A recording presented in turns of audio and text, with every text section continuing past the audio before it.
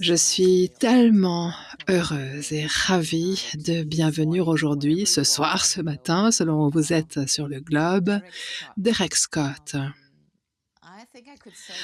Alors, je pourrais dire que Derek est devenu un ami maintenant, car nous avons passé du temps ensemble à Toronto.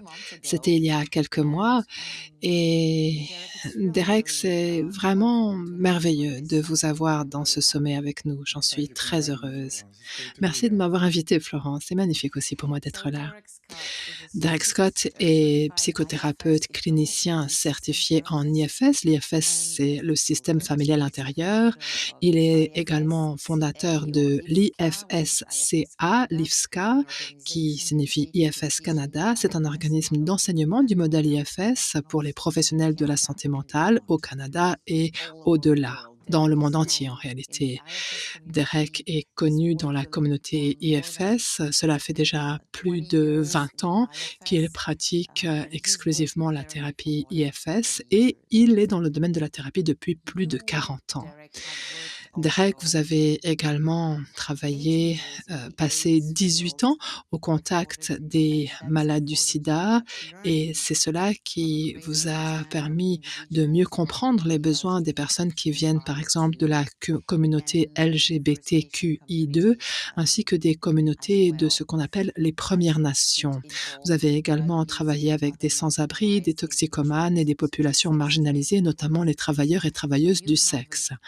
Et donc, vous avez une expérience très large par rapport à différents segments de population qui ont vraiment besoin de recevoir de l'aide de la part des professionnels de santé. Et j'ai hâte vraiment d'aborder avec vous le sujet de votre travail et l'IFS et également ce guerrier compatissant dont vous parlez dans votre titre. Et donc votre conférence est intitulée Au-delà de l'IFS et de la résilience, le chemin du guerrier compatissant. J'ai l'impression que beaucoup de gens qui suivent Quantum Way depuis maintenant 3 ou 4 ans connaissent l'IFS. En revanche, certaines personnes nous rejoignent pour la première fois aujourd'hui et ils ne connaissent pas forcément l'IFS. C'est donc vraiment un privilège pour nous d'apporter ce modèle de l'IFS au monde, non seulement au public francophone, mais aussi au public anglophone. Alors, pourriez-vous nous dire en quelques mots ce qu'est l'IFS? Quels sont les postulats fondamentaux de l'IFS? Tout à fait. Eh bien, alors déjà, j'aimerais vous raconter comment j'ai trouvé l'IFS. C'était il y a une vingtaine d'années, j'ai lu un livre écrit par ce gaillard appelé Richard Schwartz et je me suis dit: Lui, il a compris quelque chose, peut-être, hein.» Et ensuite, il y a eu une retraite au Mexique et si on vit au Canada comme moi, le Mexique au mois de février, c'est pas mal. Et donc, je me disais: «Ah, j'y vais pas?» J'étais pas sûre. Mais je suis allée à cette retraite, j'ai rencontré cet homme, Richard Schwartz, et j'avais des parties sceptiques qui se disaient: «Ouais, bon, c'est un Américain, est-ce que c'est un gourou?» Mais à ce moment-là, dans ma vie, je cherchais différentes approches, psychothérapeutiques. J'avais étudié les religions, le bouddhisme, la cosmologie, la condition humaine finalement. Qu'est-ce que c'est cette nature d'être humain? C'est quoi qui sous-tend tout cela? Et la plupart des thérapies que j'avais rencontrées, je trouvais qu'il leur manquait quelque chose. Et donc, j'ai rencontré Richard, qu'on appelle Dick, et j'ai rencontré ses enseignements, et il m'est apparu très clairement que oui, il était sur une piste très intéressante et très importante. Et c'était justement son modèle de l'IFS. Donc, il y a des aspects capitaux dans cette approche. On peut dire que c'est un modèle thérapeutique, mais en réalité, c'est vraiment une conception de comment nous sommes constitués. Et ce qui fait de cela un modèle radical, c'est la vision que dans notre noyau, nous sommes de façon intrinsèque bons. Une grande partie du domaine de la santé mentale est basée sur c'est quoi qui cloche chez vous. En IFS, il n'y a rien qui cloche chez vous, il n'y a rien qui cloche chez moi, il n'y a rien qui cloche chez quiconque d'entre nous. Et ça, c'est pas juste espérer que ça soit ainsi. C'est pas juste comment on aimerait que soit la réalité. Mais si ça c'est vrai, alors comment on explique toutes les atrocités qui se passent, s'il y a rien qui cloche chez personne? Alors, au sein de la vision de l'IFS, notre noyau central est quelque chose de compatissant, calme, créatif, courageux, tous ces mots qui commencent par C. Et ce noyau que nous avons cherche l'harmonie et l'équilibre et la guérison. Et il y a aussi une vision, une compréhension en IFS qu'on a beaucoup de parts. Ce modèle est basé sur la multiplicité des parties. Donc, par exemple, Florence, si je vous dis: «Ça vous dirait d'aller manger avec moi vendredi?» Vous me direz: J'ai une partie de moi a envie, une autre part n'a pas envie». Et ensuite, la partie de vous qui a envie d'y aller, peut-être qu'elle est attirée par ce nouveau restaurant où je vais vous emmener. Mais d'un autre côté, l'autre partie se demande si elle sera libre ce jour-là ou si elle aura le temps. Vous comprenez? Oui. En fait, c'est de ça c'est de ça qu'on parle, 2 parties différentes. Mais le génie de Dick Schwartz, ça a été de reconnaître que ces parties ne sont pas juste des idées ou des pensées, mais ce sont des parties de nous. Et elles ont des relations, des liens les unes avec les autres, ces parties. Donc, par exemple, si on va à l'intérieur, cette partie dira: «Ah oui, j'ai envie de prendre congé», et l'autre dira: «Non, je sais que dans ce restaurant, ils font du super poisson grillé, j'ai envie d'aller au resto». Et donc, c'est comme ça qu'on a tout un système à l'intérieur de nous et c'est ça l'idée révolutionnaire de Dick Schwartz. Et quand on, arrive à avec notre self, notre noyau, à aller voir les différentes parties, on voit quels sont leurs rôles dans le système. La plupart de vos parties sont très heureuses, très contentes du travail, des choses qu'elles font. Par exemple, vos parties qui aiment danser, qui aiment faire du yoga, du jardinage, qui aiment aller promener le chien, elles sont très heureuses de leurs tâches. Alors que certaines autres de nos parties, quand on est exposé à certaines situations difficiles ou traumatisantes, en particulier des traumatismes, ces parties vont s'avancer et vont prendre sur elles, se charger de ce qu'on appelle des fardeaux. Les fardeaux, ce sont des sentiments ou des croyances qui sont liés à cet événement traumatique. Et nous allons commencer à croire cela à notre sujet, car ces parties auront adopté ces croyances ou sentiments. Et cela, quand cela se passe, il y a d'autres parties liées à ces parties-là qui vont tenter de les protéger d'une façon ou d'une autre. Laissez-moi vous donner un exemple aussi concret que possible de ce que j'entends ici. Admettons que vous soyez un enfant et que vous rentrez de l'école et vous avez eu un mauvais bulletin de notes. Un mauvais bulletin. L'un de vos parents se fâche contre vous et commence à vous couvrir de honte. Mais c'est quoi qui va pas chez toi? Comment ça se fait que tu n'as pas eu des bonnes notes? Je t'avais dit fallait que tu aies des meilleures notes. Tu es un enfant affreux. Si seulement j'avais jamais eu d'enfant. On n'est pas fait pour recevoir ce genre de choses. On est des mammifères. On est censé être nourris et soignés et recevoir des soins nourriciers de la part de nos parents. Et donc, cette déconnexion d'amour, cette hostilité, est projetée contre nous. Et étant donné que nous sommes censés recevoir des soins nourriciers, étant donné que nous sommes, censés écouter les gens plus âgés que nous, qui sont censés être sages, eh bien, nous allons croire ce que nous dit notre parent. Mais si je crois de tout mon être qu'il y a quelque chose qui cloche chez moi, que je suis un enfant affreux et que j'aurais jamais dû naître et que je ne suis pas digne d'amour, c'est quelque chose d'insoutenable. Et donc, si je croyais vraiment cela de tout mon être, je ne pourrais pas me lever le lendemain et continuer à vivre une vie épanouie. Et c'est pour cela que ce qui est tellement brillant, c'est qu'une de ces parties va s'avancer et se charger de toutes ces croyances. J'aurais jamais dû naître, je suis quelqu'un d'atroce, il y a quelque chose qui cloche chez moi. Et cette partie, elle se cache dans un coin de notre psyché, on appelle cela partir en exil, pour qu'on puisse continuer sa vie. Elle devient un exilé. Et si cette partie pouvait avoir un autre choix que de rester là avec tous ces horribles ressentis, elle le ferait, mais elle n'a pas le choix. Et étant donné que cette partie traumatisée qui a été couverte de honte et qui est convaincue qu'elle n'est pas digne d'être aimée, étant donné qu'elle est là, il y a d'autres parties qui vont tenter de prouver que qui vont tenter qui vont tenter de prouver qu'on est digne d'être amoureux. Donc par exemple, je vais, trouver des moyens de faire plaisir aux autres, de montrer que je suis intelligent pour recevoir des prix et des récompenses. Je peux devenir un perfectionniste. OK, si je peux tout faire bien, je ne serai jamais critiqué. Je vais peut-être devenir quelqu'un qui va toujours vouloir prouver au monde extérieur qu'il a de la valeur. Et tout cela découle du fait qu'il y a cette partie-là qui contient ce stress et qu'il y a d'autres parties qui tentent de compenser comment se sent cette partie-là en se montrant comme étant quelqu'un de positif. Donc ça, c'est un des impacts d'un traumatisme du point de vue de l'IFS. Et nous nous chargeons de tous ces fardeaux et nous commençons à croire des croyances fausses. C'est ça, exactement. Et ce sont des croyances fausses. Pourquoi? Parce que ce n'est juste pas vrai. Si vous regardez n'importe quel bébé, imaginez regarder un nouveau-né et lui dire: «Toi, tu es pas digne d'être aimé». Ça n'a pas de sens.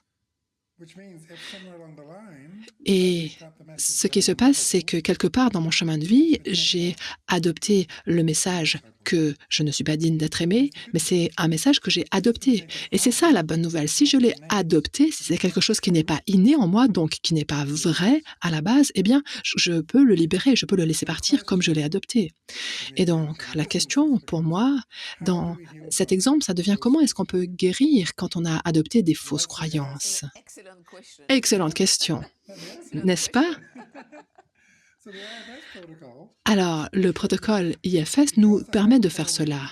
Étant donné que dans notre noyau, notre self, on a de la compassion, on va aller à l'intérieur et on va aller voir ce petit garçon qui a le sentiment de n'être pas digne d'être aimé et qui ne devrait pas vivre. Juste pendant un moment, Florence, imaginez une enfant, une toute petite enfant en vous qui est tellement triste, assise, toute seule et qui est convaincue qu'il y a quelque chose qui cloche chez elle. Elle peut même pas vous regarder. Elle se met comme dans une coquille. Quand vous imaginez ça, comment vous vous sentez par rapport à cet enfant, Florence? Je ressens que de l'amour et de la compassion. Oui, c'est ça que j'entends par le fait que votre noyau, votre self est bon et compatissant. Et quand on lui amène de la compassion à cet enfant, quand on s'assied à côté d'elle et qu'on lui dit: «Hé, il s'est passé quoi? Qu'est-ce qui se passe pour toi? Tu as l'air triste». On fait cela, quand on fait ça dans le monde extérieur, ça crée une connexion, un lien. Et cela, on peut également le faire dans notre monde intérieur. Alors, un exemple de l'enfant qui rentre à la maison et qui se retrouve couvert de honte et on lui fait honte et par ses parents, s'il y a un adulte dans ce foyer qui arrive à aller vers cet enfant et à lui dire: «Tu sais quoi? Tes parents, ils ont passé une très mauvaise journée, c'est pour ça qu'ils sont fâchés. Donc ce qu'ils ont dit, en fait, ça les concerne eux, mais toi, il y a rien qui cloche chez toi». Alors la partie de l'enfant ne prendra il y aura pas une partie de l'enfant qui prend sur elle ce fardeau. Et nous, on peut entrer à l'intérieur et on peut lui amener à cet enfant à l'intérieur exactement cette compassion que vous venez de nommer. On peut aller vers lui et lui dire: «Hé, mais il s'est passé quoi? Tu as reçu des mauvaises notes?» Et il répond: «J'ai reçu une mauvaise note, un mauvais bulletin de notes». Je dis: «Ah, mais c'est dur ça. Comment ça s'est passé? Qu'est-ce qui s'est passé?» Et donc quand je peux entendre toute l'histoire qu'a à me raconter cette partie, étant donné que la seule chose dont elle a besoin, c'est de la compassion. Et quand on écoute son récit, elle pourra lâcher ses croyances et ses ressentis. Et une fois que cela arrive, les parties protectrices, donc qui sont les protecteurs, le perfectionniste, celui qui veut plaire à tout le monde, celui qui veut atteindre tous les objectifs du monde, celui-là, il va se relaxer et il y aura plus d'équilibre et d'harmonie dans le système. Donc ça, de façon très abrégée, c'est une perspective de ce qu'est l'IFS et comment il nous permet de soigner les traumatismes à l'intérieur du système. Et qu'en est-il de la honte? Qu'est-ce qui fait de la honte, qu'est-ce qui fait que la honte est un des sentiments les plus durs qu'on puisse avoir? Cette honte qui découle de ces blessures, de ces croyances, de ces expériences d'humiliation qu'on a vécues très souvent à un très jeune âge, mais parfois aussi plus tard. Et qu'est-ce je sais que vous avez beaucoup travaillé sur la honte et j'aimerais beaucoup, entendre votre perspective au sujet de la honte. La honte, c'est mmh, mmh, on on est quand on commence à être sensibilisé à la honte, on est étonné de voir à quel point la honte est omniprésente. Et il y a aussi un héritage, pardon, de honte. Pourquoi y a-t-il un héritage de honte? Parce que les enfants sont d'accord de tout faire pour éviter d'être humiliés. Les gens, en général, feront tout pour éviter d'être humiliés, d'être couverts de honte, car ce sentiment, je n'ai pas de valeur intrinsèque, c'est le pire sentiment du monde. Mais malheureusement, nous avons tout un historique de de croyances comme: «Il faut pas gâter les enfants, il faut pas les faire se sentir trop bien à leur sujet». Alors, couvre cet enfant de honte pour qu'il puisse, corriger son comportement, pour qu'il puisse rectifier sa façon d'être. On a ce genre d'injonction qui dure depuis des siècles et des siècles dans l'éducation des enfants, et c'est aussi la racine de l'amour conditionnel. Car Florence, si par exemple si je vous approuve quand vous portez du rouge ou du orange, et que quand vous portez du vert, je vous dis: «Mais c'est quoi ton problème? Pourquoi tu portes du vert?» Vous comprendrez que, vous pourrez plus porter du vert car vous ne vous sentirez pas bien en portant du vert. Alors cet exemple est simplifié, mais par rapport à l'éducation, nous apprenons à quel moment nous sommes acceptables et à quel moment ou quels comportements nous rendent inacceptables. Et quand on est inacceptable ou considéré comme tel, c'est là qu'on risque d'être couvert de honte ou qu'on nous couvre de honte. Et je crois donc il y a tellement de choses qui ont été dites au sujet de la honte. Il y a tellement et vous savez, on parle énormément de ce désir d'amour inconditionnel. Est-ce que vous est-ce qu'on cherche à être aimé pleinement et inconditionnellement? Pourquoi est-ce que c'est aussi important? Parce qu'il y a des parties, pardon, qui ne se sentent pas aimables, et quand la honte entre en jeu, c'est compliqué parce qu'on regarde ce que veut l'adulte pour savoir comment nous, on doit être, et on comprend que, OK, l'adulte me dit: «Tu seras pas OK si tu fais ça». Et on se dit: «D'accord», et il y a une petite partie de moi qui dit: «OK, je c'est tu peux pas être comme ceci et il faut pas que tu te comportes comme ça», et donc dans ma tête, il y aura la voix: «Il y a quelque chose qui cloche chez toi si tu veux faire ça. Pourquoi tu fais ça? Fais pas ça». Et il y a quelqu'un qui a décrit ça comme étant le policier interne. Cet auteur a dit: «On n'a pas besoin de la police à l'extérieur parce qu'en réalité, on a des policiers internes et policières internes qui font qu'on reste dans les clous et qu'on ne sort surtout pas du chemin». Donc on a des parties qui, gardent la honte et qui sont porteuses de honte. On a d'autres parties qui, couvrent de honte ces autres parties. Le dernier livre de Dick Schwartz, qui sera traduit en français bientôt, très bientôt, s'appelle «Pourquoi nous sommes essentiellement bons». No bad parts. En anglais, ça veut dire aucune mauvaise partie.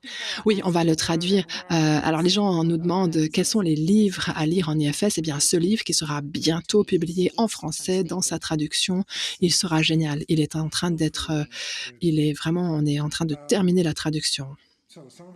Alors, de la correction de la traduction. Donc, par exemple, on a des parties à l'intérieur de nous qui couvrent de honte d'autres parties.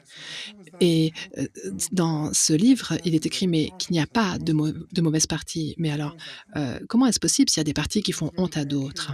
Eh bien, c'est là qu'on commence à s'intéresser avec curiosité à nos parties, et on lui demande: «Si toi, partie, tu ne me rappelais pas à quel point je suis mauvais, à ton avis, il se passerait quoi?» Et la partie me répondra, elle me dira: «Ce sera risqué, les gens ne t'aimeront plus, tu n'auras plus d'amis». Ah d'accord, donc c'est pour ça que tu te tournes contre moi et que tu m'engueules, je vois. Donc on a les parties qui portent la honte, on a les parties qui recouvrent les autres de honte, et quand on va les voir avec compassion, curiosité, avec amour, on peut se familiariser avec elles, apprendre à les connaître, et souvent ce sont des dynamiques qui commencent très, très jeunes, et ensuite ça reste présent pendant 30 ans ou 40 ans. Et quand on arrive à les soulager de leurs responsabilités, on peut davantage, entrer dans ce que l'IFS appelle le leadership du self, c'est-à-dire on peut plus devenir la personne adulte, bienveillante, compatissante, aimante qu'on est en réalité. Alors, quels sont On ça veut dire on prend en nous cette honte, sous la forme de la partie qui a honte et de la partie qui humilie les autres parties. Mais n'est-ce pas, nous ne naissons pas avec la honte. Tout à fait. On ne naît pas avec la honte. Ça, c'est vraiment important, n'est-ce pas? On n'est pas porteur de cela. C'est pas quelque chose de normal qui fait partie de notre constitution. Ce n'est pas une émotion ou un sentiment normal. Exactement, et pourtant dans les communautés chrétiennes, on parle du péché originel, n'est-ce pas? Elles disent qu'on est avec le péché, alors que cette vision de l'IFS est complètement différente. Non, on est complet, entier, intègre, il n'y a rien qui cloche chez nous. Mais ensuite, il nous arrive des événements, on y fait face de différentes façons. Ces événements nous arrivent à tous et nos parties nous aident à affronter ce qui se passe. Mais notre noyau ne reste non endommagé. Même lorsqu'il y a traumatisme, ce self reste non endommagé. Et pour avoir ce self-là, on n'a pas besoin d'avoir des parents assez bons, suffisamment bons comme on les appelle, c'est simplement l'essence de notre être, ça existe tout court, le self. Mmh. Et c'est ce que Dick a appelé justement le self, ce que vous appelez le noyau. Tout à fait. Et il y arrivait très simplement parce que quand il développait le modèle, il disait: «OK», par exemple: «Ah, il y a cette partie-là de vous qui est perfectionniste. OK, cette autre partie qui est dans la compassion, cette autre partie qui se sent pas bien». Et ensuite, il disait: «Mais» et le patient répondait: «Non, mais cette compassion, c'est pas une partie de moi, j'ai plutôt l'impression que c'est moi». Donc il a trouvé toutes sortes de qualités qui n'étaient pas des parties, mais qui appartenaient vraiment au noyau de la personne. Et ensuite, imaginez une belle journée en juin. Vous allez au parc, vous avez un livre ou un instrument de musique ou un animal de compagnie, vous vous asseyez sous un arbre et il y a une belle odeur dans une belle fragrance dans l'air, une petite brise. Il y a de fortes chances que vous vous sentiez très calme, très à l'aise, décontracté, léger. Ça, ce sont les qualités, les attributs de votre noyau fondamental. Et ce noyau, ce self, il n'est pas que disponible pour nous, mais quand nous rencontrons les parties qui sont dans le manque d'harmonie, qui passent des moments difficiles, la compassion qu'on leur apporte peut aider à les libérer de leur fardeau et à guérir. Et ça, c'est vraiment un changement de paradigme énorme dans la santé mentale, de partir du principe qu'il n'y a rien qui cloche chez vous. Et c'est pas quelque chose qu'on souhaiterait, c'est vraiment une vérité, cela. Cela fait 20 ans que je travaille avec cela, je le vois encore et toujours. Les gens qui ont vécu toute leur vie avec la croyance qu'ils étaient défaillants d'une façon ou d'une autre, le fait de passer à ce paradigme-là, c'est énorme. Et alors, quels sont les défis par rapport à ça? Eh bien, c'est l'atmosphère du monde, tous ces ismes avec lesquels nous avons grandi, toutes ces idéologies toxiques. L'idéologie qui dit les femmes sont inférieures aux hommes, les noirs sont inférieurs aux blancs. On peut se moquer des personnes neurodivergentes. Les queers sont pas aussi bien que les autres. Toutes ces divisions. Et tout cela alimente le sentiment de moi, je suis mieux que vous. Et ça crée la division. Et si on est de l'autre côté, du côté soumission ou marginalisé, on va adopter ce genre de vision et adopter la honte. La honte se retrouve endossée, nous l'endossons et elle se retrouve renforcée par ces structures, éducation, justice, tous les différents systèmes au sein desquels sont incrustées ces idées-là.